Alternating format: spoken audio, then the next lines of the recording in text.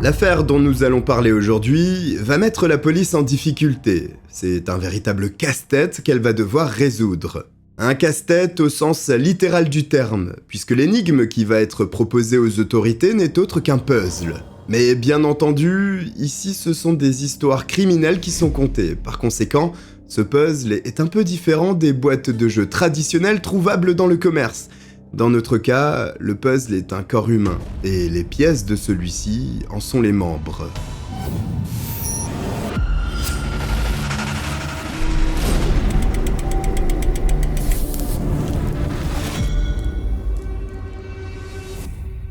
Au nord de Londres se trouve le comté de Hertfordshire. Plutôt rural, malgré sa proximité avec la capitale du pays, il y a beaucoup d'agriculteurs qui cultivent les terres du coin.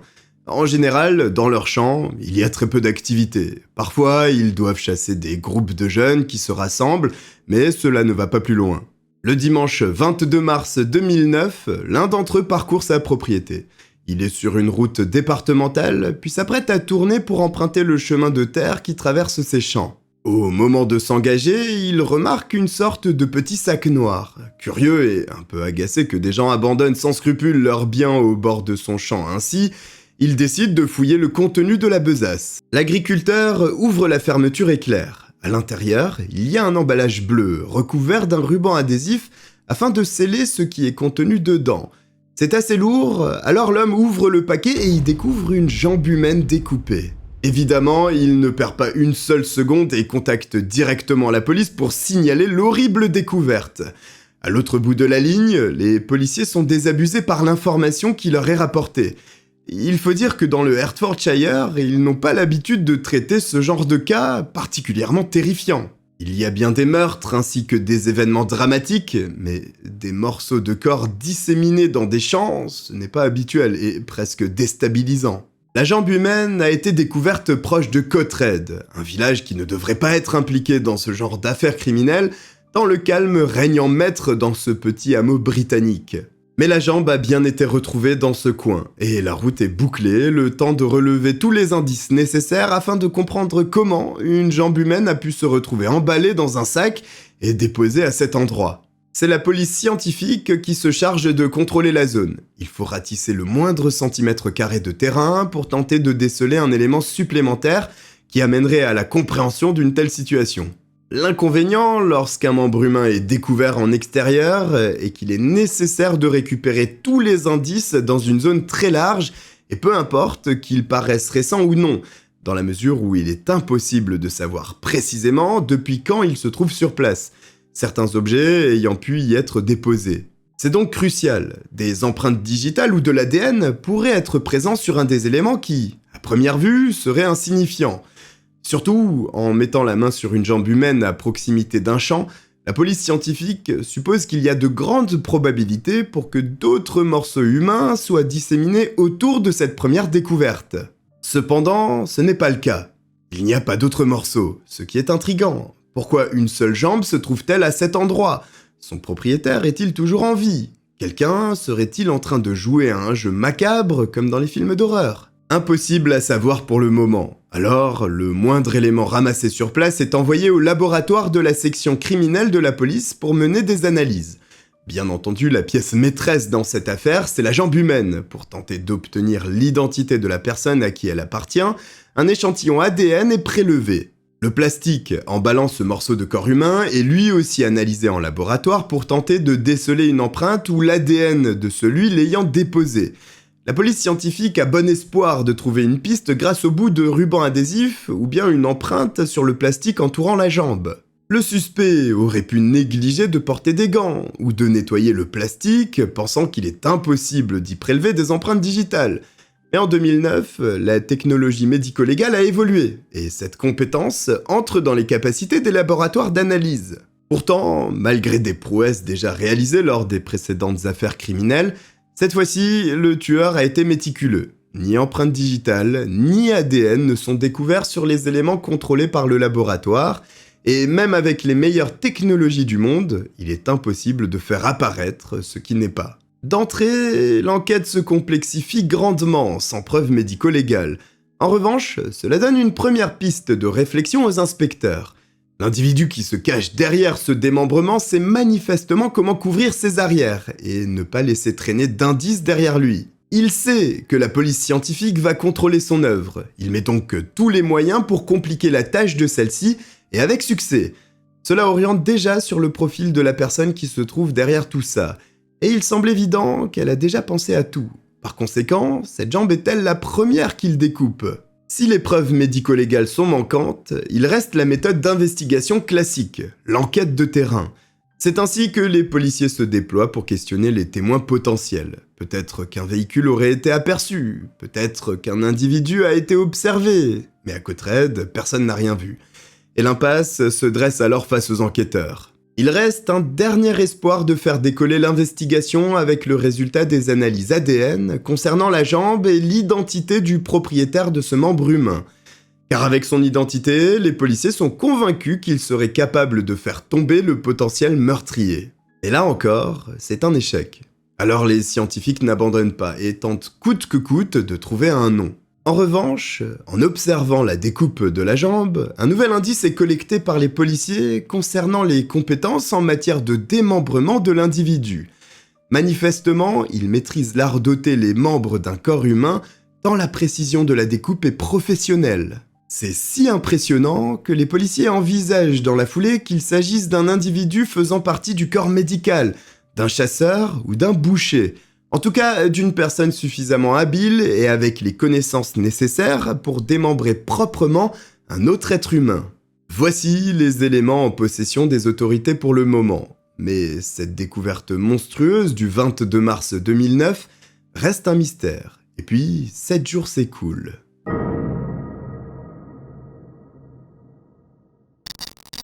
Précisément 7 jours plus tard, le dimanche 29 mars 2009, la matinée est bien entamée, et un couple se promène sur une route rurale pour profiter de l'air de la campagne dans le coin de Wet-Hampstead, non loin de Cottred.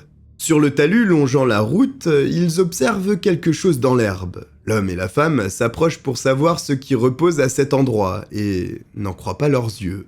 Ils viennent de tomber nez à nez avec un bras humain découpé.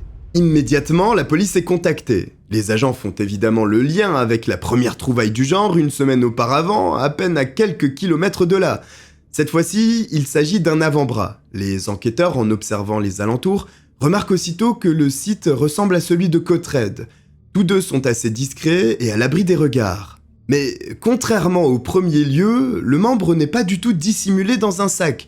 Il a été placé ici, à l'air libre, un peu comme si une personne avait conduit sur cette route avant de jeter ce morceau humain à travers la fenêtre.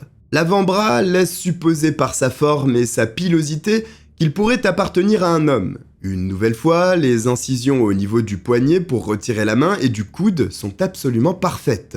Une question se pose à présent. Depuis combien de temps ce bras repose-t-il à cet endroit ? A-t-il été déposé ici avant ou après la jambe découverte une semaine plus tôt ? À ce stade de l'enquête, c'est absolument impossible à savoir. La seule hypothèse est qu'il s'agit probablement d'un homme à la peau blanche. Il n'y a pas beaucoup d'indices cependant. Sur les 2 lieux de dépôt des membres humains, des traces de pneus ont pu être relevées. Pour tenter de relier les 2 endroits, la police scientifique procède au prélèvement par moulage de ces marques grâce à une substance à base de plâtre prévue à cet effet. Bien que cela ne soit pas le meilleur des éléments pour remonter à l'auteur du démembrement, cela permet de donner une idée du type de véhicule qui est passé dans les parages selon la taille des pneus et peut-être même de deviner la marque de ceux-ci, ce qui pourrait être décisif plus tard dans l'enquête. Mais surtout, ce qui est analysé sur ces marques, ce sont des empreintes uniques d'usure du pneu, ce qui constituerait une preuve directe de la présence de la voiture sur les lieux. Si les policiers sont aussi pointilleux sur ce genre de détails, c'est parce qu'ils n'ont absolument rien d'autre. Comme dans le premier cas, personne n'a rien vu, ni rien entendu. Il n'y a donc pas de témoignage. Il faut envisager toutes les hypothèses, y compris celle d'une fausse piste. Effectivement, la personne ayant déposé ces morceaux de corps à ces endroits aurait pu le faire pour occuper la police dans ce secteur, alors qu'elle sévit ailleurs. D'ailleurs, il y a de fortes chances pour que l'individu ne craigne pas la police, parce que la jambe et l'avant-bras découverts n'étaient même pas dissimulés. Cela ressemble donc à un comportement de domination, une volonté de contrôle, montrer qu'il est celui qui décide des événements à venir et que la police ne peut que subir ses prises de décision. Ceci est inquiétant, dans la mesure où cette attitude ressemble fortement à celle d'un tueur en série. Et si c'est le cas, les enquêteurs ont du souci à se faire, parce que dans ce coin de l'Angleterre, cela ne se produit jamais, et forcément, ils seraient inexpérimentés pour une telle chasse à l'homme. Mais pour l'instant, pas de conclusion hâtive. Il faut avancer dans l'enquête, ce à quoi les inspecteurs s'attellent durant 2 jours. Au bout de 48 heures cependant, le téléphone du commissariat retentit à nouveau, sauf que c'est celui de la police du comté de Leicestershire à 160 km au nord. C'est un agriculteur qui y téléphone. Il vient de découvrir un crâne humain sur sa parcelle qui se situe à Asforby. Les policiers débarquent donc sur les lieux pour observer les premiers éléments et font effectivement face à un crâne humain. L'os est totalement dépourvu de tissu organique. Seul le crâne est exposé à l'air libre. Alors bien sûr, une telle découverte alerte la police du Hertfordshire qui se rend sur place. Mais contrairement aux 2 autres membres, cette tête humaine ne possède plus la peau. Les affaires sont-elles réellement liées ? Au départ, on pourrait penser que non. Mais la police suppose que ces 3 découvertes font bel et bien partie de la même histoire. Si le crâne ne possède plus de tissu organique, c'est tout simplement parce que le tueur a pris soin de dépecer sa victime, toujours dans cette optique de prouver qu'il est celui qui contrôle les événements. Du côté de la police, l'affaire est prise très au sérieux, évidemment. Mais en face, il semble que le meurtrier force les autorités à entrer dans son jeu, en disséminant les parties de cadavres et en les abîmant selon ses désirs. Dans quel but ? La réponse est encore inconnue. Évidemment, cette enquête spectaculaire ne passe pas inaperçue, et rapidement elle finit par faire le tour des médias, au point que tout le pays connaisse désormais la présence de l'homme qui sème les morceaux de corps. Puisque le public est dorénavant informé qu'un tel prédateur rôde dans les parages, la police décide de se servir des médias pour tenter d'obtenir une piste sérieuse. Il est demandé à la population de transmettre le moindre renseignement qu'elle posséderait s'agissant de l'investigation en cours. En attendant, la police scientifique continue de s'acharner sur les centaines d'indices collectés lors des 3 sorties. Il y a un espoir qui naît à nouveau suite à la découverte du crâne, parce qu'il y a la possibilité d'utiliser les dents pour tenter d'identifier la personne propriétaire de ce crâne. Si le meurtrier voulait éviter que l'identité de sa victime soit connue, ce qui ferait sens parce que cela pourrait conduire les forces de l'ordre sur une piste sérieuse, il a commis une grave erreur en laissant les dents en place dans la mâchoire. Certes, c'est un bon point pour la police. Seulement, pour identifier une victime grâce aux dents, il faut passer par un dentiste. Or, la police n'a absolument aucune idée de l'endroit où la victime pourrait venir et il est exclu de contacter tous les dentistes du pays, alors il faut encore patienter pour obtenir l'identité de la personne. Cela reste une bonne carte dans la manche des policiers parce qu'au moment opportun, ils finiront par identifier cet inconnu. Pour filtrer, les enquêteurs commencent par éplucher les dossiers des personnes disparues, qu'elles soient signalées à l'intérieur du pays ou à l'international. Il ne faut rien exclure et le travail est absolument monumental. Un profil est établi tout de même afin d'alléger les recherches. Dès qu'une personne disparue pourrait correspondre, des agents sont envoyés auprès de la famille pour se renseigner. Mais chaque tentative se solde par une désillusion. C'est l'impasse qui se dresse face aux enquêteurs qui échouent à trouver la faille. L'identité de la victime est inconnue. L'ADN ne parle pas. Il n'y a aucune piste sur le tueur et au bout du compte, c'est le doute qui s'installe chez les policiers qui craignent qu'un autre membre appartenant peut-être à une autre personne apparaisse dans les prochains jours. À ce stade, il est légitime de penser que l'ensemble des moyens à disposition de la police ont été épuisés. Et pourtant, il reste des solutions utilisées en dernier recours. C'est pour cette raison que la police du Hertfordshire fait appel à la spécialiste et anthropologue Caroline Wilkinson. Sa spécialité consiste en la reconstruction faciale en se basant uniquement sur le crâne de la victime après une modélisation 3D. Autrement dit, Caroline Wilkinson, grâce à un travail nécessitant un haut degré d'expertise et de précision, peut recréer un visage. Très succinctement, et de la manière la plus schématique possible, l'anthropologue va se baser sur la forme de l'os crânien, des orbites des yeux, des traits du nez pour reconstituer les muscles du visage avant d'en remodeler la forme. Dans le cas de la victime, l'ouverture nasale dispose d'un petit os pointu à la base de l'ensemble du nez appelé épine nasale, qui est divisé en 2 points. C'est un aspect important parce que cette particularité est à l'origine d'un nez bifide, qui est une caractéristique héréditaire et surtout permet de construire avec précision les muscles autour de ce point. L'anatomie de la victime est ainsi reproduite grâce à tous ces renseignements fournis par le crâne. La forme des muscles, leur insertion et les marques qu'ils laissent sur les os font progresser le futur portrait de la victime par unique modélisation 3D. Une fois la structure musculaire établie, pour obtenir un visage, il suffit d'apposer le tissu organique qui recouvre les muscles. Tandis que Caroline Wilkinson s'attelle à une reconstruction faciale relevant du miracle, l'investigation ne s'arrête pas, et au bout de 3 semaines, un 4e morceau de cadavre est découvert dans le Hertfordshire, à Puckridge, tout proche de Cottred et Wethampstead, où les précédents bouts de corps humains furent retrouvés. C'est un automobiliste sur une aire de repos d'autoroute qui a fait l'horrible découverte. Il s'agit d'une jambe à nouveau. Le lieu est aussi différent des autres. Cette fois, c'est une aire de repos alors qu'auparavant, les morceaux de corps se trouvaient dans des endroits relativement calmes. Ici, il y a beaucoup de passages et l'endroit est particulièrement vaste.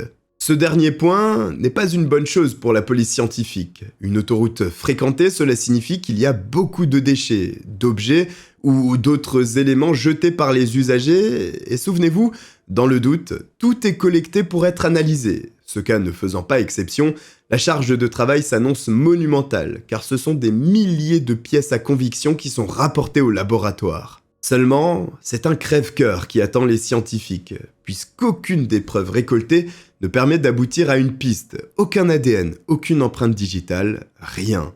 Mais il est impossible que les morceaux de corps humains continuent d'apparaître aléatoirement ainsi dans le Hertfordshire.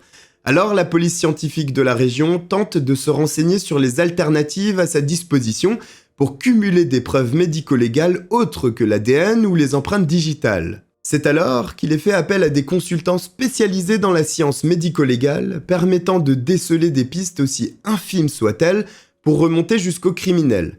La police scientifique transmet donc le dossier avec tous les éléments récoltés sur les endroits où les morceaux de corps ont été déposés. L'ADN et les empreintes digitales sont des voies sans issue. En revanche, les consultants voient immédiatement un chemin sinueux mais qui pourrait aboutir à une piste. Les fibres.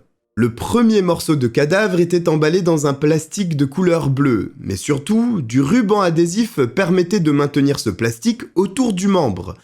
Peu de monde y aurait pensé, mais il est suggéré à la police scientifique de retirer avec délicatesse ce ruban adhésif pour observer la partie adhésive sur laquelle des fibres bien spécifiques auraient pu venir se coller au moment de l'emballage de la jambe humaine. Seulement, l'opération doit être réalisée délicatement, dans la mesure où le fait de tirer sur le ruban adhésif pour le décoller crée une charge statique qui attire par conséquent les fibres se trouvant à proximité, ce qui serait bien entendu un mauvais point. Il faut donc un endroit le plus stérile de toute poussière, ôter avec douceur le ruban pour ensuite analyser la partie collante de celui-ci et retirer l'élément qui pourrait enfin faire basculer l'enquête. Une fois le ruban adhésif décollé, la partie adhésive est placée sur une feuille transparente prévue à cet effet et l'ensemble des fibres piégées dans la colle sont examinées au microscope. Les scientifiques cherchent quelque chose de bien précis, ce qu'ils appellent un collectif de fibres. Une fibre solitaire n'a pas réellement d'intérêt. En revanche, plusieurs fibres regroupées dans une certaine zone deviennent intéressantes parce que cela signifie qu'elles proviennent d'une source similaire. Bien qu'elles forment un groupe de fibres, elles restent extrêmement difficiles à repérer. Elles mesurent en général moins de 1 mm et leur largeur, au mieux, est un quart de cheveu humain. La tâche n'est donc pas aussi simple. Pourtant, un collectif de fibres est détecté sur le morceau de ruban adhésif, et ces fibres sont particulières. Elles sont de couleur bleue, mais surtout, ce sont des fibres de flocage. Autrement dit, elles n'ont pas été tissées pour former un tissu, mais collées entre elles de façon très proche pour fabriquer le textile. Ces fibres sont donc dressées à la verticale, en section linéaire, ce qui donne au tissu une texture vraiment spécifique, comme du velours ou de la peau de pêche. Les consultants en sciences médico-légales expliquent donc aux policiers que durant leur enquête, s'ils découvrent un élément à la texture semblable à celle d'une peau de pêche et de couleur bleue, il faudra comparer les fibres avec celles découvertes sur le ruban adhésif. Tandis que la police scientifique s'acharne sur des indices microscopiques, le tueur continue de semer le résultat de son ou ses meurtres. Dans la même semaine que la découverte de la seconde jambe, c'est un torse qui est retrouvé dans un ruisseau à Standon, toujours dans le même secteur que les autres morceaux, excepté le crâne.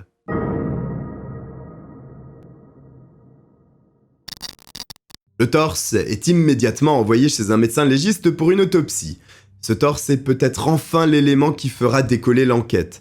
En analysant la dépouille, le médecin légiste est capable d'indiquer la cause de la mort. La victime est décédée à la suite de 2 coups de couteau, dont un ayant traversé le poumon. L'autopsie permet également d'affiner le profil de la victime pour l'identification. Il s'agirait d'un homme caucasien ou asiatique à la peau blanche, mesurant environ 1,80 m, dont l'âge oscille entre 45 et 60 ans et avec un poids compris entre 100 et 105 kg. Grâce à ces informations supplémentaires sur la victime, les enquêteurs retournent consulter les bases de données nationales des personnes disparues en Angleterre. Cette fois, un profil intéresse fortement les policiers. Il s'agit de Jeffrey Howe, un londonien de 49 ans dont la disparition serait relativement récente. C'est son frère qui a signalé que l'homme n'avait plus donné de signes de vie depuis un long moment. En comparant les caractéristiques physiques de l'homme disparu avec celui dont les membres ont été disséminés un peu partout dans le comté de Hertfordshire, les agents pensent qu'il est tout à fait possible qu'il s'agisse de la même personne. Simplement, Jeffrey Howe a été adopté. Il est donc impossible d'obtenir le profil ADN familial. Il faut donc d'autres moyens pour relier la victime et le disparu. C'est alors que les enquêteurs retournent voir Caroline Wilkinson avec la photo de Jeffrey Howe afin qu'une superposition crânio-faciale soit réalisée. Le but est de superposer l'image de la victime supposée sur la reproduction 3D du crâne afin d'observer si les proportions ainsi que les formes correspondent entre elles. L'orbite des yeux, l'ouverture nasale ainsi que la position du nez et de la mâchoire, tout s'aligne entre la photo et le crâne découvert quelques jours auparavant. Il s'agit bien de Jeffrey Howe. La confirmation ultime viendra rapidement avec l'analyse de l'empreinte dentaire auprès de son dentiste qui confirme également qu'il s'agit bien de son patient. C'est désormais officiel. Jeffrey Howe est la victime qui a été démembrée et disséminée un peu partout dans la région. L'investigation démarre enfin. Le frère de Jeffrey est donc interrogé par les inspecteurs chargés de résoudre le meurtre. Ce dernier leur donne tous les détails qu'il possède à propos de Jeffrey et mentionne 2 noms. Sarah Bush et Stephen Marshall, 2 personnes vivant dans le même appartement. En parallèle, les enquêteurs se renseignent sur la personnalité de Jeffrey Howe. Ils ont beau interroger un maximum de personnes plus ou moins proches de l'homme, le même son de cloche revient en boucle. Il est un homme charmant. Ses collègues et ceux qui ont travaillé avec lui l'apprécient énormément. Sa famille adoptive également, et le seul adjectif pour décrire cet homme est « gentil ». Mais comment, dans ce cas, s'est-il retrouvé découpé en plusieurs morceaux et réparti dans 2 comtés du nord de Londres ? Pour comprendre, les policiers se tournent vers les 2 personnes qui partagent son quotidien, Sarah Bush et Stephen Marshall. Jeffrey les a accueillis chez lui pour leur rendre service. Le couple n'avait nulle part où aller et connaissait des difficultés financières, mais ils sont tombés sur un homme adorable qui leur a ouvert sa porte. Du côté de la police, le nom de Stephen Marshall résonne comme une piste intéressante. La première en réalité depuis le début de l'enquête, parce que l'individu est connu des enquêteurs. Il avait déjà été interpellé par le passé alors qu'il consommait de la drogue en compagnie d'une prostituée. Évidemment, c'est une raison suffisante pour se rendre au domicile de Jeffrey Howe afin de rencontrer ce fameux Stephen Marshall. Les policiers qui n'ont pas encore suffisamment de preuves pour inculper qui que ce soit prétexte une simple visite de routine suite au signalement d'une personne disparue. C'est Stephen Marshall en personne qui accueille les inspecteurs. Il les invite à entrer et le moins que l'on puisse dire est que l'homme leur fait forte impression. Il est imposant, il mesure près d'1,90 m et doit frôler la centaine de kilos. L'homme est un ancien propriétaire de salle de sport. Malheureusement, les affaires ne se sont pas aussi bien déroulées que prévu et c'est ce qui l'a conduit vers les difficultés financières qu'il traverse avec sa compagne, Sarah. Tout le monde se rend dans la cuisine afin de discuter de la disparition de Jeffrey. Une fois installés, les enquêteurs remarquent la nervosité dont fait preuve Stephen Marshall. Il n'est pas à l'aise, c'est évident. Il est agité et l'une de ses jambes tremble fortement, signe évident d'une anxiété aiguë. Le discours des policiers est bien préparé. Ils ne veulent mettre la puce à l'oreille de personne, alors ils abordent cette conversation de façon amicale, mais bien sûr, tout ceci n'est qu'un jeu de dupes, et le perdant sera celui qui tombera dans le panneau en premier. Il laisse donc d'abord parler Stephen de lui-même ainsi que de sa petite amie durant plusieurs minutes pour qu'ils se sentent en confort dans cette discussion. Puis le moment vient de parler de Jeffrey Howe. La question est lâchée. Où est Jeffrey ? Stephen Marshall explique que Sarah et lui l'ont vu pour la dernière fois en février. Il avait des problèmes financiers et il est parti sans réellement donner d'indication sur l'endroit qu'il comptait rejoindre ou sur ce qu'il avait planifié dans les prochaines semaines. Les policiers tentent alors de creuser, comprendre plus clairement ce qui aurait pu pousser Jeffrey à quitter son appartement durant plusieurs semaines et surtout ne plus donner aucune nouvelle à personne. À ces questions, Stephen répète de manière constante la même réponse.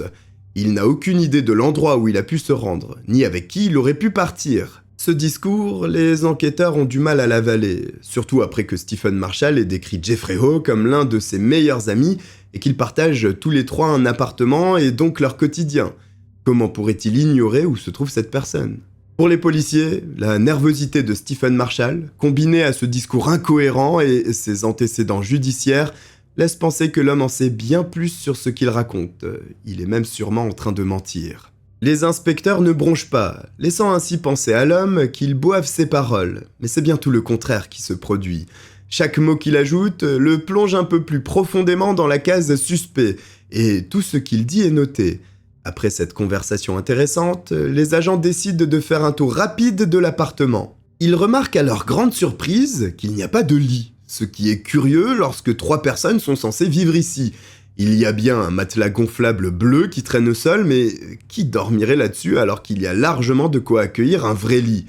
Rien ne colle, tout est suspect dans ce logement. Mais les policiers décident de ne pas alerter Stephen Marshall et Sarah Bush sur leurs réelles intentions derrière cette visite, et quittent simplement le domicile.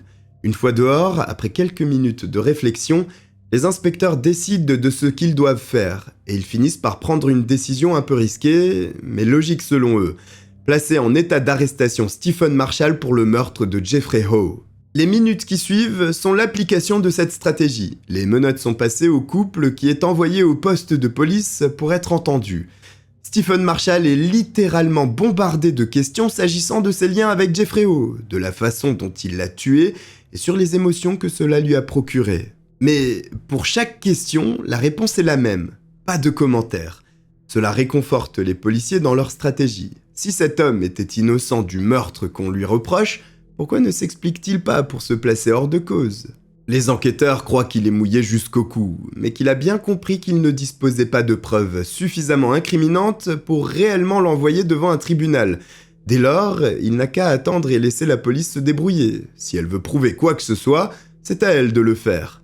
Sarah, quant à elle, paraît bien moins à l'aise avec l'environnement pesant du poste de police. Mais cela ne change rien à la problématique des autorités qui, il est vrai, ne disposent d'aucune preuve directe impliquant Stephen Marshall ou Sarah Bush dans le meurtre de Jeffrey Howe. Cependant, placer le couple en état d'arrestation était certes risqué, mais la conviction des policiers est si forte qu'ils sont persuadés qu'ils vont rapidement trouver de quoi ficeler leur dossier grâce à la fouille de l'appartement.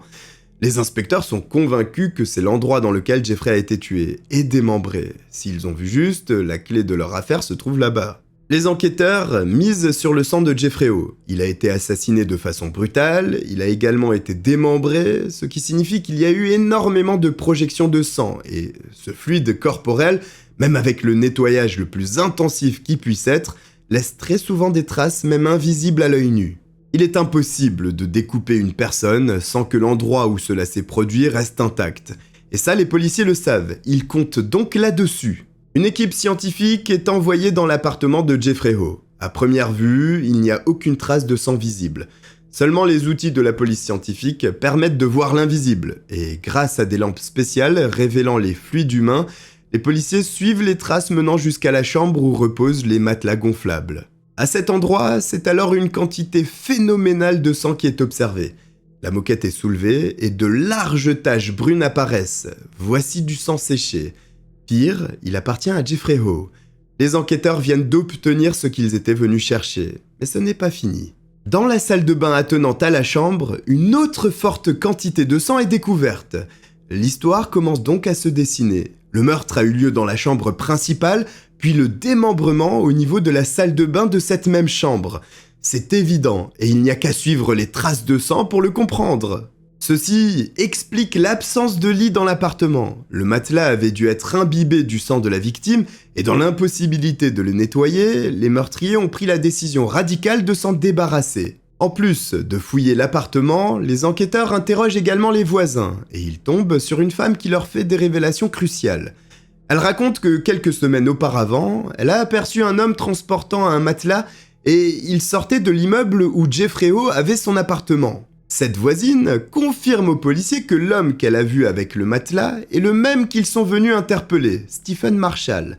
C'est un témoignage direct et extrêmement précieux que les forces de l'ordre viennent de récolter. Pour solidifier leur dossier, les enquêteurs doivent donc relier des éléments de l'appartement au meurtre de Jeffrey O. C'est alors que les fibres récupérées sur le ruban adhésif ayant permis l'emballage du premier morceau de corps humain vont s'avérer décisives.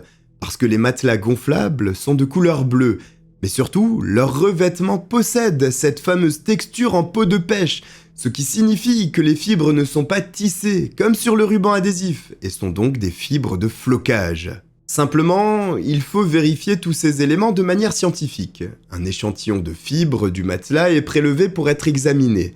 Il est indéniable que ces fibres sont identiques à celles récupérées sur la partie adhésive du ruban entourant la jambe. Cependant, la forme est peut-être la même, mais la couleur est aussi importante. C'est donc la seconde étape de vérification qui est lancée. Grâce à du matériel de pointe, la couleur des premières fibres est comparée à celle des secondes. Une nouvelle fois, aucune erreur n'est possible. Elles correspondent à 100%. Les scientifiques apprécient que leur démonstration soit indestructible. La dernière étape de vérification consiste donc à examiner la composition moléculaire des deux échantillons. C'est donc une série de tests minutieux qui sont menés afin d'exclure le moindre doute. Au bout du compte, la forme, la couleur et la structure moléculaire des deux échantillons sont similaires en tout point. Les fibres découvertes sur le ruban adhésif sont les mêmes que celles des matelas gonflables présents chez Jeffrey O et sur lesquels dorment Stephen Marshall et Sarah Bush. Autrement dit, les matelas gonflables se trouvaient déjà dans la pièce lors du démembrement de la victime, et c'est là une preuve hautement incriminante pour les deux suspects. Avec cette trouvaille, le ruban adhésif, qui est désormais une pièce maîtresse pour démontrer la culpabilité des suspects, est à nouveau analysé. Des fibres en polyester vert et marron sont trouvées. Elles correspondent à un vêtement appartenant à Stephen Marshall, un polo provenant de son ancienne salle de sport. C'est dans le panier à linge de la salle de bain que les policiers découvrent ce fameux polo dont les fibres sont similaires à celles retrouvées sur la partie collante du ruban. Ces fibres viennent peut-être de sceller le sort des deux suspects, mais l'enquête est loin d'être terminée. Les enquêteurs, par leur travail d'investigation, réussissent à apporter du contexte au meurtre de Jeffrey O, parce qu'il est vrai que, jusque-là, personne n'a la moindre idée des motivations derrière ce massacre. En interrogeant les amis de la victime, les inspecteurs comprennent qu'une tension était en train de naître entre le couple et le propriétaire de l'appartement. Jeffrey aurait confié à des amis qu'il se sentait utilisé par Stephen Marshall et Sarah Bush, qu'il n'était pas vraiment question d'amitié, mais qu'il était plutôt une bonne poire. Au fil du temps, l'idée du paiement d'un loyer aurait trotté dans la tête de Jeffrey, qui aurait fini par demander au couple de s'acquitter d'un paiement mensuel pour continuer à vivre chez lui. Mais la réponse fut limpide de la part de Stephen Marshall, un refus catégorique. Faire disparaître Jeffrey O pour profiter de ses biens aurait donc été la motivation derrière le meurtre. L'enquête décolle totalement à présent.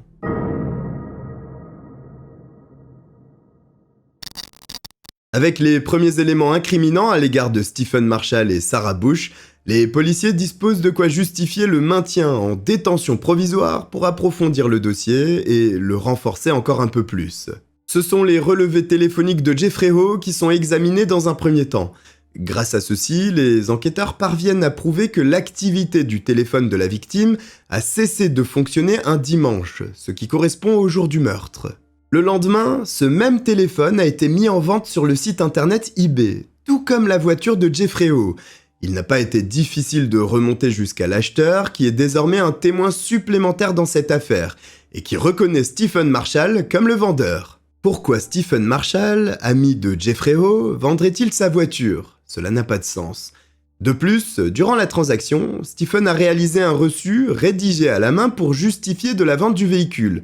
Ceci est une excellente nouvelle pour la police scientifique, parce que dans le cas où les empreintes digitales sont encore fraîches, grâce à une poudre magnétique, il est possible de facilement relever ces empreintes sur le papier. C'est précisément ce qui est réalisé sur le reçu que Stephen Marshall a transmis à l'acheteur, et sans surprise, ce sont ces empreintes qui sont présentes sur le morceau de papier.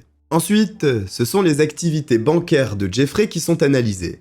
Sarah Bush a réalisé plusieurs opérations avec le compte de la victime, en faisant notamment du shopping pour elle-même et en s'achetant une carte de cinéma.